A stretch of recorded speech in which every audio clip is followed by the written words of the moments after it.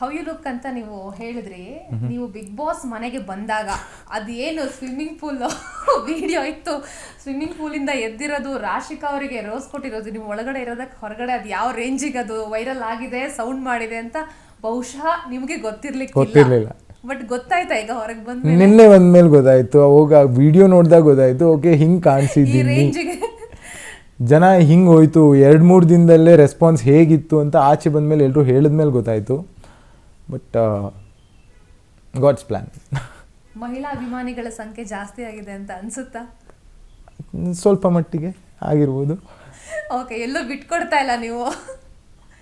ನೀವು ರೋಸ್ ಕೊಡ್ತೀರಾ, ರಾಶಿಕಾ ಅವರಿಗೆ ರೋಸ್ ಕೊಡ್ತೀರಾ. ಕಾಕ್ರೋಚ್ ಸುದಿಯವರು ಒಂದು ಇಂಟರ್ವ್ಯೂದಲ್ಲಿ ಹೇಳ್ತಾರೆ, ನಮ್ಮ ಇಂಟರ್ವ್ಯೂದಲ್ಲೇ ಹೇಳಿರುವಂಥದ್ದು, ರಾಶಿಕಾ ಕೂಡ ಆ ಟೈಮಲ್ಲಿ ಸೂರಜ್ ಬರೋ ಟೈಮಲ್ಲಿ ಡ್ರೆಸ್ ಚೇಂಜ್ ಮಾಡ್ಕೊಂಡು ಬಂದರು, ಕನ್ಫೆಷನ್ ರೂಮಿಗೆ ಹೋಗಿದ್ರು. ಅವ್ರಿಗೆ ಮೊದಲೇ ಹೇಳಿದ್ರಾ ಏನು ಕತೆ, ಇವರಿಗೆ ರಾಶಿಕಾಗೆ ರೋಸ್ ಕೊಡ್ತಾರೆ, ಅವ್ರು ನೋಡಿದ್ರೆ ಡ್ರೆಸ್ ಚೇಂಜ್ ಮಾಡ್ಕೊಂಡು ಬರ್ತಾರೆ ರಾಶಿಕಾ, ಏನಾಗಿತ್ತು ಅಂತ ನಿಮಗೆ ಮೊದಲೇ ಹೇಳಿದ್ರಾ ಇವರಿಗೆ ರೋಸ್ ಕೊಡಬೇಕು ಅಂತ?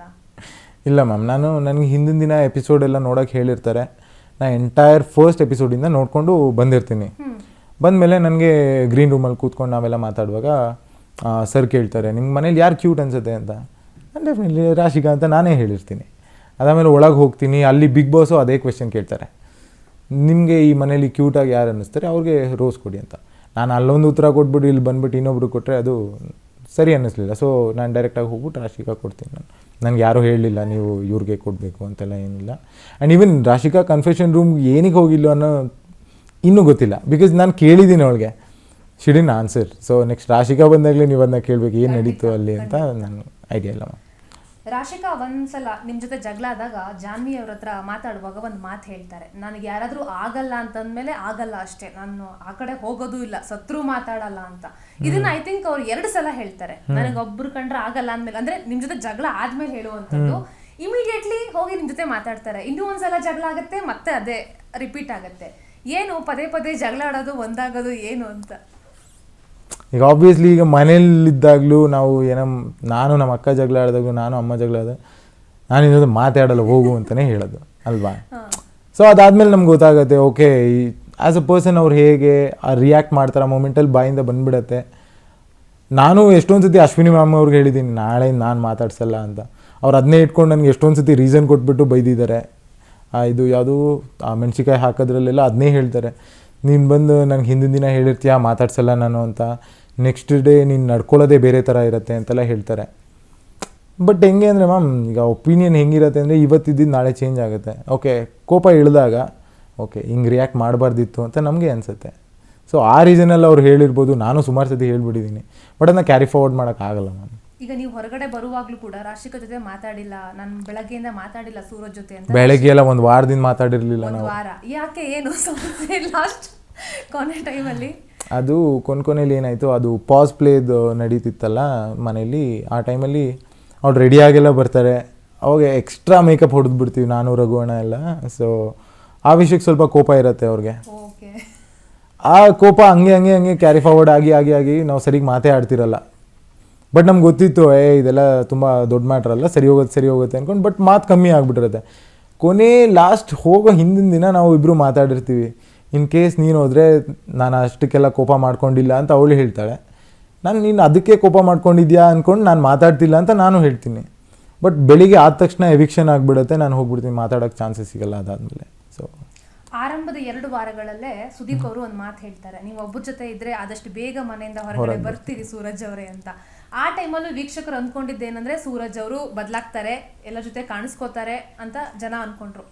ಅದಾಯ್ತು. ಅದಾದ ನಂತರ ರಿಷಾ ಗೌಡ ಅವರಿಗೆ ಒಂದ್ಸಲ ಮಸಿ ಬೆಳೆದು ಒಂದಷ್ಟು ಡೈಲಾಗ್ ಹೇಳ್ತೀರಾ, ನೀವು ಡವ್ ಮಾಡೋದ್ರಲ್ಲಿ ಪ್ರೋ ಮ್ಯಾಕ್ಸ್ ಅಂತ. ಅದಂತೂ ನೆಕ್ಸ್ಟ್ ಲೆವೆಲ್ ರೀಚ್ ಆಗಿದೆ.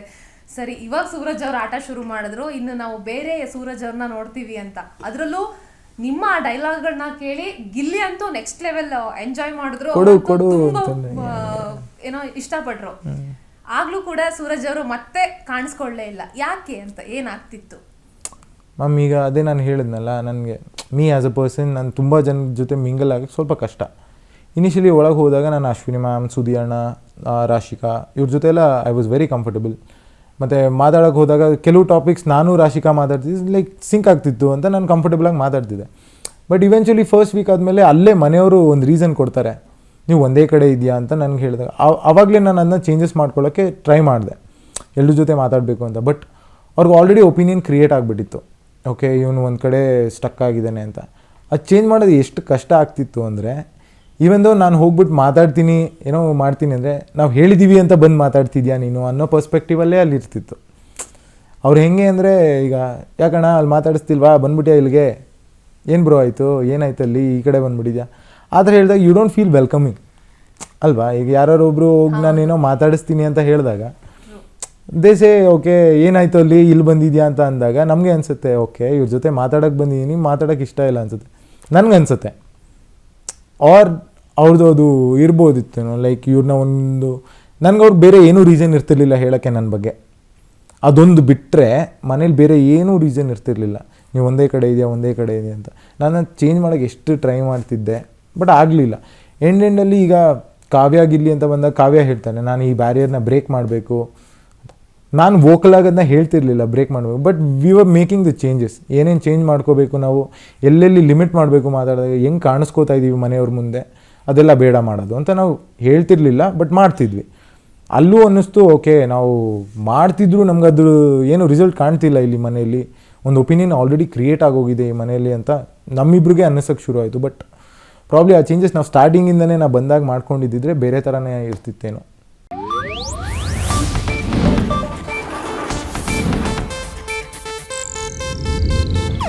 ಇದು ಏಷ್ಯಾನೆಟ್ ನ್ಯೂಸ್ ನೆಟ್ವರ್ಕ್ ಪ್ರಸ್ತುತಿ.